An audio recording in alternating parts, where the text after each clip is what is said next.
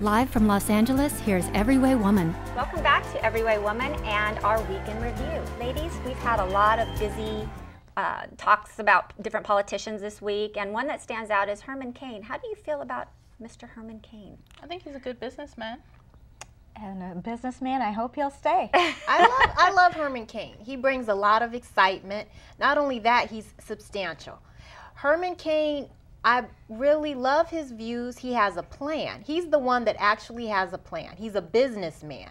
You know, he's come from a whole lot. He's not using racism as an excuse to hold him back. And he's very unconventional. He's not doing things like others have in the past, on both sides. Yeah. And I like that a conservative, smart black man is out there. You know, us conservative people now, we have a voice. He's out there, and I just love him. And I am so tired of, you know, it's always, we're supposed to be represented by all the poverty pimps like Maxine Waters and Jesse Jackson. Well, you know I what? think one of the great things about him is that, honestly, some black people did vote for Obama just because he was black. So now, if it goes between Obama and Herman Cain, people, they can't say, well, you know, he's black, so I'm going to vote for him. Well, now they're both black. So now you actually have to look at the issues and not vote just based on somebody's race. Well, and let's look at the issues. I mean, come on. This guy is the, you know, what if you were given a gotcha question and, you know, asked about the president of Uzbekistan? And he was like, you Becky-Stan? I don't need to know the president of that country. There are insignificant countries out there.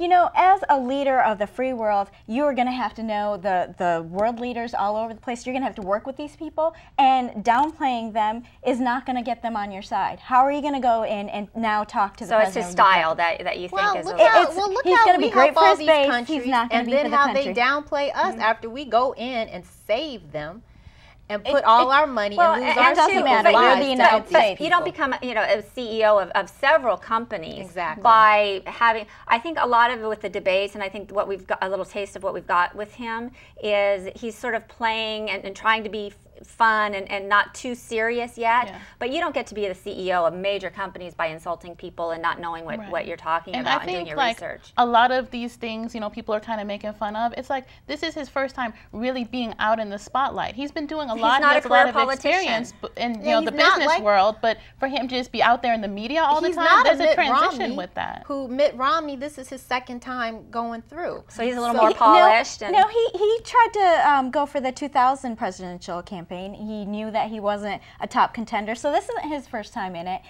You know, I think even he surprised himself as how far he's gotten. Good for him. Good for him to, you know, get as far as he is, but he's not going to speak to the whole country. I just don't think he's going to bring them all together. To the whole country. That's why there's two parties. Well, I think he's going to get so far, and he's going to. Well, and I think you have to look at what's the most pressing issue at the time of the election. If it's our economy and we need jobs and we need to get back on track, nobody's 100% perfect. No candidate is ever going to be. You're always going to have areas where you need to be more educated. You need to have people around you to help you with that. But I think at the time of the election, if we need a businessman to get everything straightened up, that might be a good choice. I'm not saying, you know, because it's still a year away, but do we forget about that we still have a war in Afghanistan? No, we don't forget about it. People who are diverse and be able to talk about a lot of different things. You can't forget about it, but, you know, I'm in the reserves myself, so I, you know, have experience with the Middle East.